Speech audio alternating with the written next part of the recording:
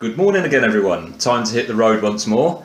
It's looking a bit overcast out there, which is a shame on the one hand because it means that the pictures I take in the video are not going to be like super clear and like those brilliant pictures you see in brochures and websites where everything's perfect, but sometimes life's not perfect. And in actual fact, when it's overcast, it brings the temperature down a bit and it makes cycling a bit easier. So I think today is going to be about 22 degrees, so that's good. Really short day cycle ride, it's 40 kilometers, there's a ferry ride included on that, and that's about all I've got to say. So I will hit the road and catch you later. So here we go then, onto the road once more.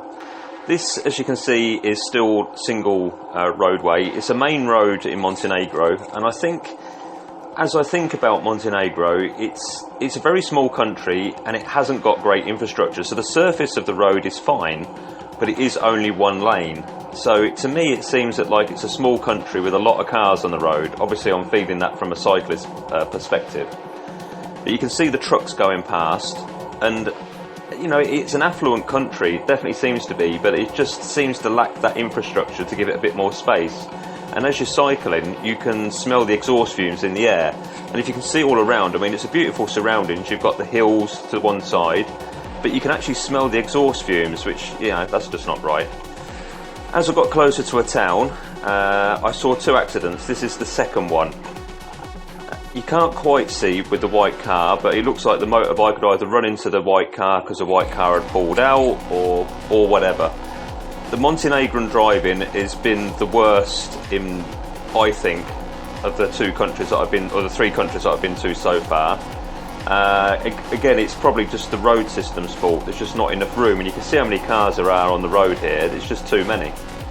Well, once I cleared the traffic jam, I was heading down towards the ferry, so I was going to get a ferry across. So at this stage I was a little bit disappointed in Montenegro. I know that I'm cutting out one of the more beautiful areas, which is Kotor Bay, by getting the ferry, but I need to do that because of time constraints. But once I got to this bit, it opened up a bit more and you can tell how beautiful it is, and yeah, it's got something going to it. But would I be in a hurry to return back to Montenegro? I don't think so. I don't think it's my #1 bicycle touring destination in the world. Perhaps I should do a bit more research and have a look into the, you know, see if there's any routes up in the mountains. Maybe that's an option. So now I'm pulling down towards where the ferry is. The ferry's really simple. It runs, I think it's a 10-minute crossing, and there's one basically every 10 minutes.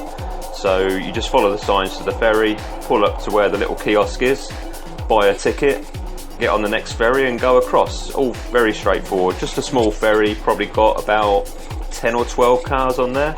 This is a little kiosk where you buy your ticket from, and this is me on the ferry just going for a little wander, seeing what's what. Look at my lovely happy smiling face. I seem, I don't know, almost genetically impossible to smile at times. Never mind. Not a bad ferry crossing. You got to see some of the bay there, see the bay behind me and the mountains around it. Yeah, I mean, it's, you know, it's a pretty little area. That's the cars on the ferry. So for me on the bike, it was €1 to get across. I think the cars cost €4.50 maybe. And up that way, I could have cycled all around that entire bay, but it would have added a day onto my journey, and it's a day that I don't have because, as I said, I need to be in Dubrovnik for the 26th, and that's my priority right now, really. So this is getting ready to come off the ferry. I should have just cycled to the front, really, because everyone started flapping around.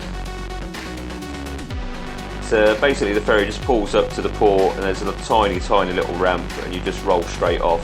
Nothing too technical. I imagine life as a ferry worker on this has got to be one of the most boring ferry journeys in the world, but there you go. So I'm rolling off. I think the guy here is about to be funny. Yeah, very funny guy. And once I got here, it's to turn left, and I was heading to a place called Herceg, Novi. Yeah, I should have really read that before I just talked about it. And so on the way there, on the left hand side is water, on the right hand side is you know, either a built up area or mountains and trees and stuff like that. And the traffic on this side was a little bit calmer than it was on the other side. I imagine though in the summer that this is particularly hectic. But Yeah, like I say, Montenegro in the summer peak season, or I don't know, wouldn't appeal to me. But I'm not after that sort of holiday. I prefer open spaces, get out on the bike and get around a bit, really. When I got to my destination, I did actually, there was one tunnel that I missed, and I took this little road instead, which was actually quite nice.